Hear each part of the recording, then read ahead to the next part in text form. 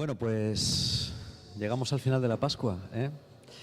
Normalmente el domingo por la mañana ya estamos todos un poco cansados porque los días de la Pascua son intensos. Hay ayuno de por medio y los oficios también, bueno, pues consumen mucha energía y las oraciones, ¿no? Así que no me voy a enrollar mucho. Simplemente quería compartiros 2 o 3 ideas que para mí son importantes. Las comparto para nosotros y para toda la gente que nos ve a través de Internet, ¿eh? Quiero centrarme en un texto que está en el capítulo 22 del libro primero de Samuel. No sé si conocéis bien el libro primero de Samuel y el segundo de Samuel, que son los libros que narran la historia de David, ¿eh? Y de Samuel. El capítulo 22 empieza diciendo así: David se fue de allí y huyó a la cueva de Adulam. Introduzco un poquitín para los que no conozcáis la historia. David es un pastor que, con la intervención todopoderosa de Dios, acaba de derrotar al gigante Goliat y se convierte en un héroe nacional, ¿vale? El rey, que había prometido dar la mano de su hija a quien derrotase al filisteo, le da la mano de su hija, pero a la vez Saúl empieza a cogerle tirria a David, porque ve que David se está convirtiendo en un líder, alguien a quien el pueblo aclama a pesar de que es muy joven. La situación entre ellos se pone cada vez más tensa hasta que un día David, así por la de buenas, coge una lanza e intenta matar a Saúl, coge una lanza e intenta matar a David. David huye con la ayuda del hijo mayor de Saúl, que es Jonatán, que es muy amigo de David, y a partir de ahí se convierte en un fugitivo, ¿eh? Él se escapa de lo que es la corte de Jerusalén y se refugia en una cueva de la Baja Judea, del desierto de Judea, que es una zona en la que hay muchas cuevas, y es la cueva de Adulam, ¿vale? Y aquí empieza la historia del capítulo 22. Dice: David se fue de allí y huyó a la cueva de Adulam. Cuando sus hermanos y todos sus parientes lo supieron, fueron a reunirse con él. También se le unieron todos los oprimidos, todos los que tenían deudas y todos los descontentos, y David llegó a ser su capitán. Los que andaban con él eran como 400 hombres. Desde allí, David se dirigió a Mizpa en Moab y dijo al rey de Moab. Los moabitas eran enemigos de Israel, era un pueblo que estaba al este, ¿vale?, del río Jordán, y eran enemigos tradicionales. Sin embargo, David pide este favor al rey de Moab: te ruego que mi padre y mi madre se queden con vosotros hasta que yo sepa lo que Dios va a hacer conmigo. Y así David llevó a sus padres ante el rey de Moab, y ellos vivieron con él todo el tiempo que David estuvo en la fortaleza. Entonces Gad el profeta aconsejó a David: no te quedes en la fortaleza, ponte en camino y vete a la región de Judá. Así pues, David se fue y llegó al bosque de Jeret, ¿vale? Bueno, esta lectura no parece como muy significativa, pero es muy importante, ¿eh? Estamos en un momento crucial de la historia de Israel. Israel acaba de pasar de ser una confederación de tribus a ser una monarquía, bajo el reino de Saúl. Saúl es el primer rey de Israel, el primer rey ungido de Israel por el profeta Samuel, ¿vale? Pero las cosas no van bien con Saúl. Saúl desde el principio, casi desde el principio, no ejerce bien su función de rey. No obedece, es decir, la realeza en Israel, la realeza antigua, tenía una doble función, política y religiosa, y estaba muy vinculado a los profetas. Los profetas eran gente independiente, gente rara, que hablaba al rey en nombre de Dios. Y Saúl no hace caso al que en este caso detenta el liderazgo religioso, que es Samuel, ¿vale? Y el reino empieza a entrar en división, empieza a entrar en una profunda división, y en el momento en el que estamos aquí, el reino está completamente dividido, completamente dividido. La cueva de Adulam, que es una cueva de bandidos prácticamente, es el germen de la etapa más gloriosa de Israel, que va a ser el reinado de David primero y de su hijo Salomón después, hasta que ya después de Salomón el reino se divide en 2, el reino de Israel al norte y el reino de Judá al sur, ¿vale? Pero estamos ante lo que es la etapa más gloriosa de Israel, pero no lo sabe nadie. David tampoco, ¿eh? David, cuando va al rey de Moab, le dice: te dejo aquí a mi padre y a mi madre hasta que sepa lo que Dios va a hacer conmigo. Y sin embargo, él ya ha sido ungido, en secreto, en Belén, delante de su padre Jesé y de todos sus hermanos por Samuel. Samuel ya le ha ungido como rey en secreto. No lo sabe nada, bueno, lo sabe su familia, ¿vale? Saúl no lo sabe, aunque lo intuye. David no sabe lo que Dios va a hacer con él, pero David forma un pequeño núcleo en una cueva. Es un lugar muy humilde, como siempre que Dios empieza una cosa grande. Siempre es igual. La cueva de Adulam, el portal de Belén, el cenáculo de Pentecostés. Siempre los grandes movimientos de Dios empiezan en momentos críticos. Iba a decir ahora la porciúncula de Asís, el convento de San José, de Santa Teresa de Jesús.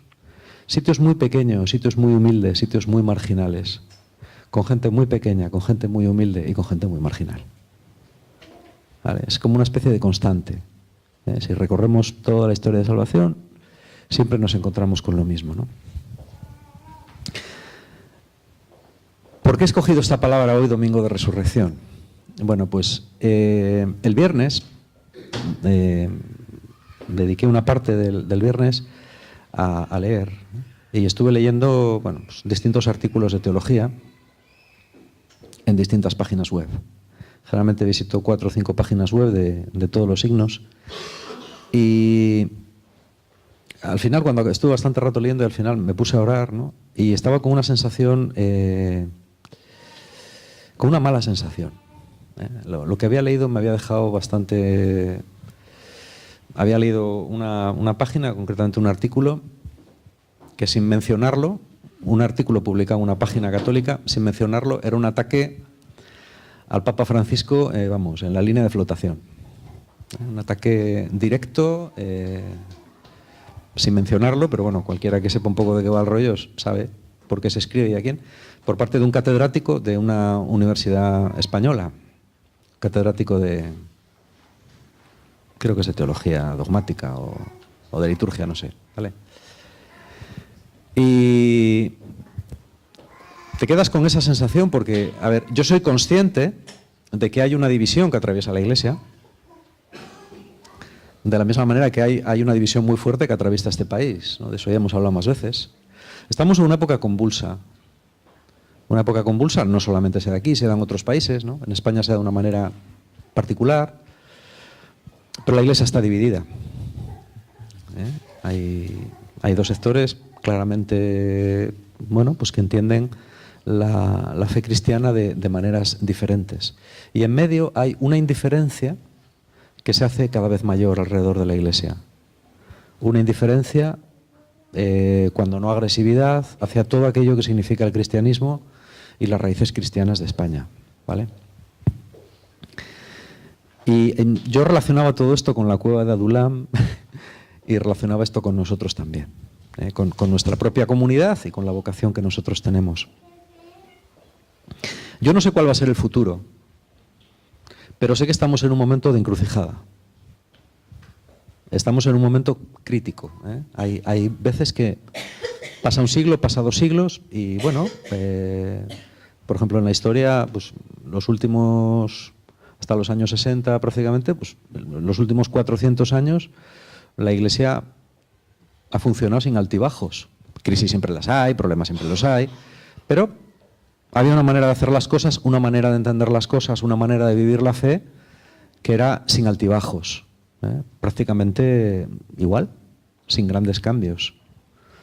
Sin embargo, después de esos 4 siglos, entramos en una época extremadamente compleja y extremadamente complicada, de grandes cambios y de grandes divisiones, ¿vale? La Iglesia ha pasado de, bueno, tener una posición más o menos contestada, pero muy poderosa en la sociedad, con gran apoyo social, con unas formas, con una organización que prácticamente no contestaba a nadie. Todo eso ahora empieza a ser contestado, muy fuertemente contestado. Cuando uno está en medio de la marejada, y ha nacido medio día, no se da cuenta, ¿no? Pero cuando uno lo ve con una perspectiva histórica, los historiadores tenemos un poco esa manía, lo ves más claro. Estamos en un momento muy importante, estamos en un momento crítico. Yo lo veo así. Vamos, cualquiera que lea un poco y conozca un poquitín el mundillo católico, los foros de opinión, lo es enseguida. Es decir, es que la división está ahí, pero de una forma muy clara, ¿no? Y sin embargo, estamos también ante el germen, como le pasa exactamente a David y a sus hombres en la cueva. Yo creo que estamos ante el germen de una época buena y de una época nueva. Y digo esto porque los que estamos aquí hoy y otra gente que está en otros sitios somos los protagonistas de eso. Cuando uno habla de cosas grandes, es decir, yo muchas veces digo que el discurso de Fe y Vida no se compagina bien con el tamaño de Fe y Vida real. Fe y Vida no es nada, comparado con lo que es un país, ¿no? En España hay movimientos religiosos infinitamente mayores y más importantes que Fe y Vida, y, pues, claro, por supuesto. Entonces yo mismo digo a veces, no es muy real, ¿no? Eso que dice es que nosotros, España, y tal, si sois 4 gatos. Y es verdad. También David y los suyos eran 4 gatos. Y lo sabían. Y el redactor del libro primero de Samuel no lo oculta. Dice todos los que tenían deudas, todos los que estaban mal, todo tal. O sea, lo peor de Israel. Lo peor de Israel es lo que se junta con David. No se junta la clase sacerdotal, ni se junta, yo qué sé, los levitas, ni se junta la aristocracia de Jerusalén. No. ¿Por qué? Porque siempre es así. Porque siempre es así. En la historia de salvación siempre es así. ¿Por qué? Porque a Dios le da la gana, supongo. O porque Dios quiere estar bien seguro de que cuando Él hace una obra estemos muy seguros de que quien hace la obra es Él. Porque cuando tú miras a quien tienes alrededor dices, es evidente que si Dios hace algo va a ser Él, porque nosotros no podemos. Somos poca gente. Somos gente pequeña, no somos gente importante. No somos muchos, no somos grandes. Pero Dios va a hacer una obra. Dios va a hacer una obra muy importante. Cuando Jesús muere y está enterrado en el sepulcro, este es otro dato muy paradójico. ¿Quiénes son las primeras testigos de la resurrección? 2 mujeres. ¿Y sabéis lo que pasaba con las mujeres en la ley judía? Que su testimonio no era válido. El testimonio de un hombre sí era válido en un juicio, el testimonio de una mujer no. Entonces, ¿por qué Dios escoge como testigos del acontecimiento más importante de la historia a 2 tías? Eso no tiene sentido. Mirad, si como dicen algunos, que los evangelios son una farsa, o fueran una falsificación, cualquiera que conozca mínimamente, no digo que sea un experto, cualquiera que conozca mínimamente las tradiciones judías, sabe que a ningún judío con 2 dedos de frente se le ocurre inventar una historia cuyas primeras 2 testigos son 2 mujeres. Que además no están casadas, que se sepa. María Magdalena y la otra María. No consta que ninguna de las 2 estuviera casada. O sea, ni que tuviera hijos, que eran los que daban un poco de valor a las mujeres. Una mujer tenía un poco de valor si tenía hijos. Si no tenía hijos, una mujer en Israel era un 0 a la izquierda. Era como un burro. Había escuelas rabínicas que discutían de alguna manera la diferencia entre los burros y las mujeres, ¿no? O sea, bueno, vamos a ver. No exactamente así. 2 mujeres. ¿Por qué 2 mujeres? ¿Por qué no es Pedro? O, por ejemplo, el Sanedrín. ¿Por qué no se inventan que pasa el Sanedrín por allí y de pronto son ellos los que se dan cuenta? 2 mujeres. Que van a darles la noticia a los apóstoles y los apóstoles no las creen. Solamente Pedro va corriendo al sepulcro. 2 mujeres. Así empieza todo. Las testigos de la resurrección son 2 miserables mujeres. Pero son las primeras. ¿Por qué? Porque Dios lo decide así. ¿Quiénes son los primeros a los que Jesús se aparece? Los apóstoles son los testigos de la resurrección de Jesús. ¿Quiénes son los primeros a quienes Jesús se aparece por el camino cuando están de vuelta? Las 2 mujeres. ¿Por qué no Pedro? O Santiago, Juan. O el colegio apostólico. ¿Por qué no? Pues porque Dios no quiere y ya está. Porque Dios siempre elige lo pequeño, lo humilde, lo que para el mundo no cuenta, para hacer su obra. Por eso, yo que he experimentado eso en mi propia carne, os digo una cosa a todos los que estáis aquí hoy. Todas las personas que estamos en esta sala, absolutamente todas, aquí no hay ninguna excepción. Estamos aquí por algo. No estamos esta mañana por casualidad aquí, como las dos Marías no estaban por casualidad aquella mañana cerca del huerto del sepulcro. Estaban por algo. Estaban porque Dios las había designado para que tuvieran su parte en la historia de la salvación. Por eso estaban allí. Y daba igual que fueran mujeres, y daba igual que fueran mujeres de clase baja, y daba igual que no estuvieran casadas, y daba igual que no tuvieran hijos, daba igual todo, porque Dios las había elegido, como Dios ha elegido a los que estamos aquí. Así que tenéis que saber una cosa. Todos los que estamos aquí, todos, y cuando digo todos, todos, incluyendo los pequeños, estamos llamados de alguna manera a participar en esta historia de salvación. Es para algunos una noticia que se lo piense, porque lo que estoy diciendo yo es verdad.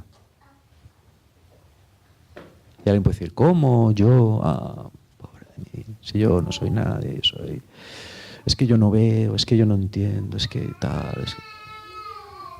Yo creo eso. No depende de Dios, depende de ti. ¿De qué depende? De tu respuesta. De tu respuesta. ¿Cuál es tu respuesta? ¿Qué puedes dar? ¿Puedes dar 10?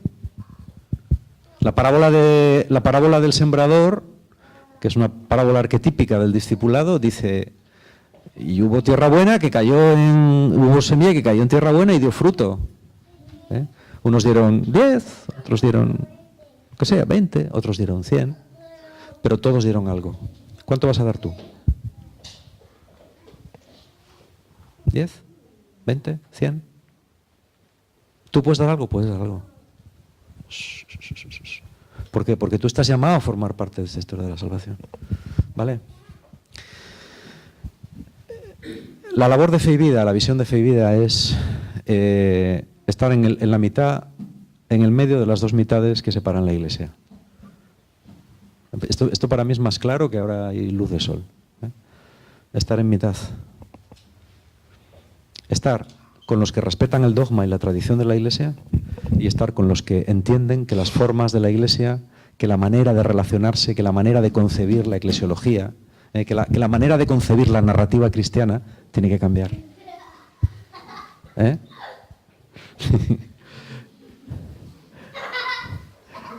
Y ese es el futuro. Yo creo que ese es el futuro, por lo menos esa es nuestra vocación. No estamos ni del lado conservador ni del lado progre. Estamos en un momento histórico y yo cada vez lo veo con más claridad. Somos pocos, estamos en la cueva de Adulán, pero ya hemos salido y nos hemos puesto en camino a Judea.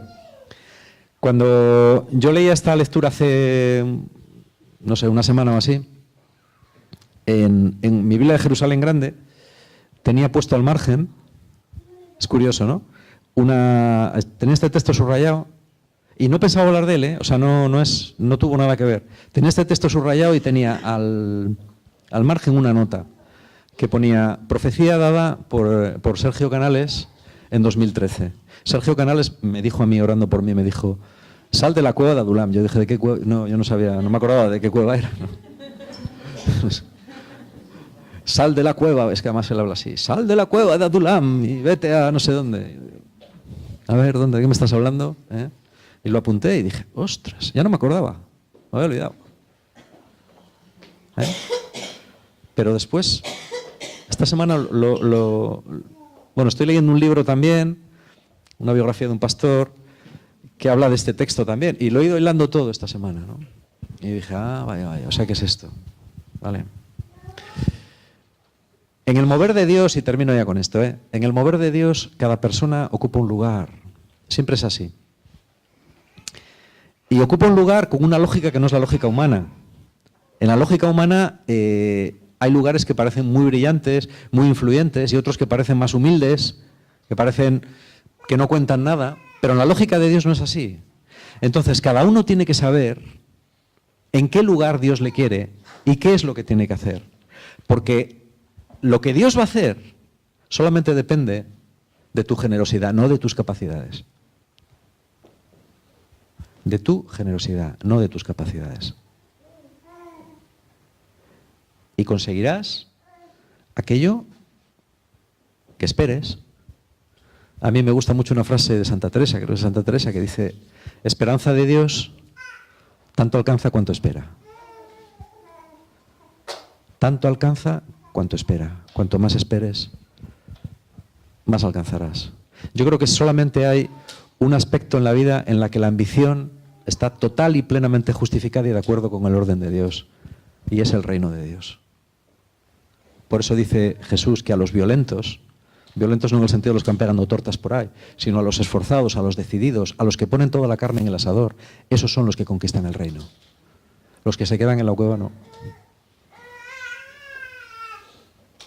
Pensemos cada uno de nosotros dónde queremos estar, porque hoy es el día.